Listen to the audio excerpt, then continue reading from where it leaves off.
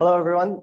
Thank you so much for coming. My name is Aidan O'Neil, and I am a second-year PhD student working with Eric Massanet. And today I want to be presenting my work from climate help to hindrance, an analysis of combined heat and power, or CHP, in the United States industrial sector.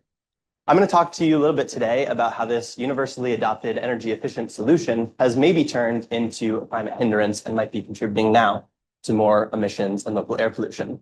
But to start, I need to get something off my chest. I'm a little bit of a history nerd, so I'm going to start with a history lesson. In 1973, the US, for the first time, was hit with an oil embargo. And for the first time in forever, Americans in modern history had to worry about where they were going to get their energy from.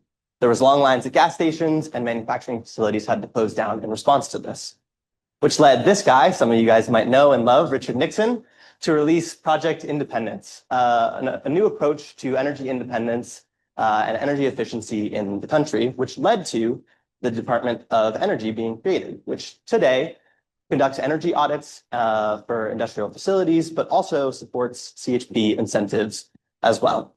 And what this has caused is a massive growth in combined heat and power adoption in the US industrial sector. The capacity has skyrocketed. And now combined heat and power accounts for 19% of manufacturing emissions. And you might be asking, what is combined heat and power? Well, traditionally, we create our electricity by burning fossil fuels. And these fossil fuels produce a lot of heat, and in the form of steam. That steam gets sent through a turbine and a generator to produce electricity that gets sent to you via transportation, the transmission lines. However, when we produce electricity, we also produce large amounts of heat, which normally in traditional power plants gets vented and released into the atmosphere. Cogeneration, or combined heat and power, takes advantage of this and improves energy efficiency by utilizing the heat. So we can think of an industrial facility sort of like we think of our kitchen. In your kitchen, you might be baking a loaf of bread, and you turn your oven on to 350 degrees Fahrenheit to produce one loaf of bread. Now, if you imagine this on a much larger scale, a manufacturing facility will produce 10,000 loaves of bread every hour. And so they require large amounts of heat and electricity. And so they use combined heat and power to generate this heat and electricity in a more efficient manner. You can, in fact, use a boiler to produce that heat and grid power. However, due to grid load and other factors, industrial facilities have opted to use combined heat and power. Industrial CHP is also really important when it comes to our decarbonization goals. Industry accounts for roughly a quarter of the US emissions, not to mention air pollution as well. And because 19% of on-site emissions come from these combined heat and power systems, that roughly equates to 4.5% of national greenhouse gas emissions. And when we're thinking about one technology that has this large of an impact, it's really important to understand how combined heat and power is affecting these targets. Electricity can also be exported to the grid, but more importantly, what we're seeing right now is that there's new policy which is being pushed to reduce emissions from the industrial sector on both the federal level with the Inflation Reduction Act, but also on a state level by state governors and state advocates. And so there's reason to believe that combined heat and power is now reaching a tipping point. Whereas grid power in the past has largely come from fossil fuels, what we're seeing is a shift towards decarbonization of the grid. And for that reason, renewables are coming online faster and faster in today's day and age. And we think that as the grid decarbonizes, because this electricity has less emissions associated with it, combined heat and power might be reaching a tipping point. In order to sort of answer this question, we created a CHP model that calls on multiple different data sources, which I want to briefly run through, but I won't bore you guys with, because a model is only as good as the data that it calls on. So we use the DOE on-site energy installation database. It allows us to do a fleet-wide analysis of CHP in the industrial sector, as it includes the largest count of industrial CHP systems, over 1,000. We look at EIA Form 923 and EIA 860 data, which includes a limited coverage, but more information on the electricity generated. We include NEI Evergreen Action boiler data, which includes emissions for local air pollutants, and also, again, that limited coverage. And then finally, the most understudied of the four of our data sources are clean air operating permits, which are required for all major industrial facilities and come in the form of PDFs, and sometimes those PDFs are images. And so what we did is we downloaded over 1,500 permits so far with the help of an undergrad, and we read through them manually and extracted some of the technical threshold data for these systems in order to have a better understanding of what information needs to go within our model. We created our first principles model, but I'm going to skip this and instead tell you energy in equals energy out. That's all our first principle model does. It says that work and heat out is equal to the amount of fuel burnt. And then we conducted a fleet-wide analysis. So for that near 1,000 combined heat and power systems, when we call on state grid factors, both historical and future, and then boiler efficiencies and CHP efficiencies with the same fuels, does combined heat and power help or hurt emissions? And what we find is, yes, in the beginning, CHP was saving large chunks of emissions. So in 2005, there was a savings of roughly 50 megatons of carbon dioxide, which is roughly equivalent to 0.5% of savings when you compare that to the emissions of the US generally. But as grids decarbonize, what we're seeing is these systems are starting to lead to lock-in emissions. And in 2029, once grids become more clean, what we're going to see is that these systems are going to emit more than their counterfactual.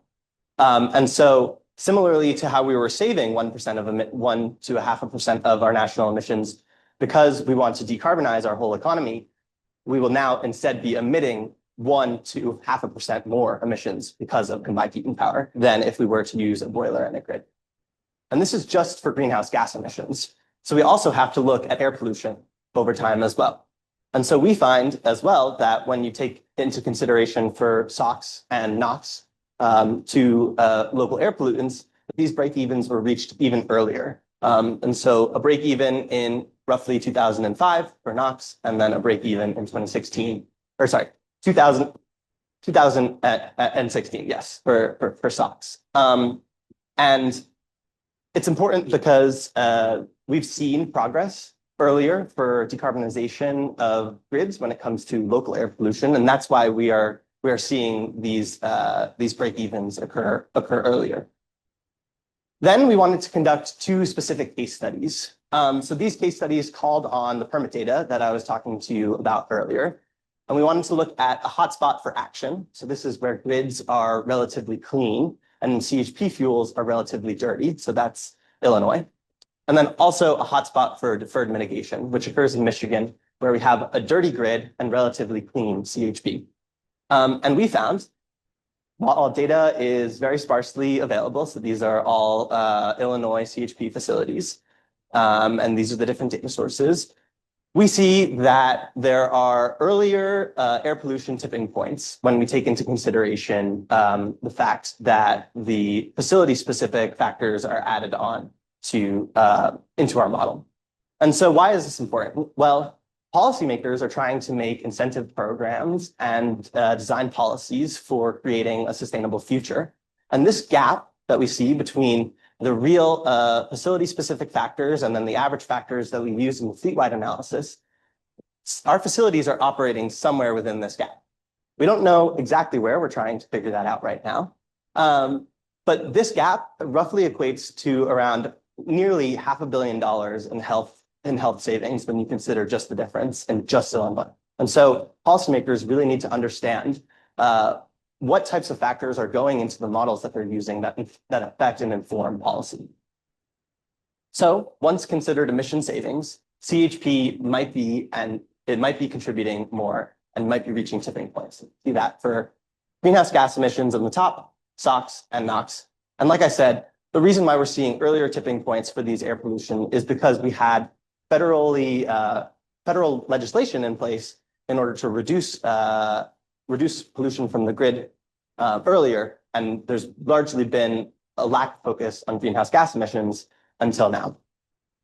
But not all hope is lost, and I do think that we should continue to promote energy efficiency.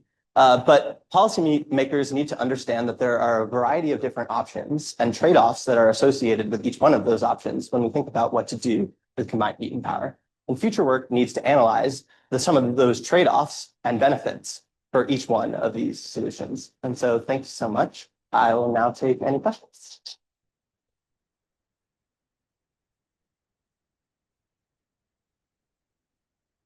Do we have any questions for Aidan?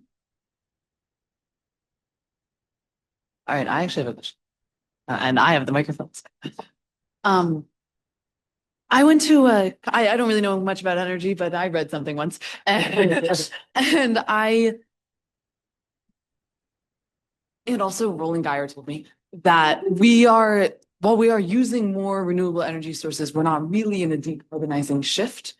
And so I wonder, like, is CHP only at a tipping point for renewable systems, or do we see this like across the total energy production? That's, I guess, Yeah, so that's a great question.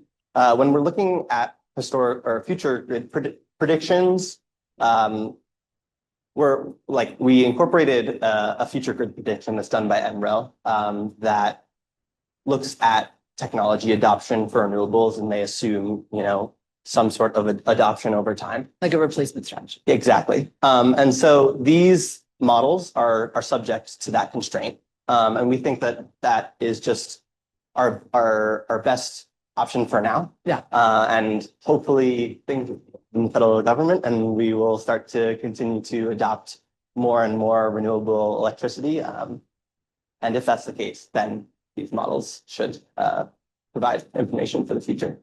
Awesome. Thank you so much.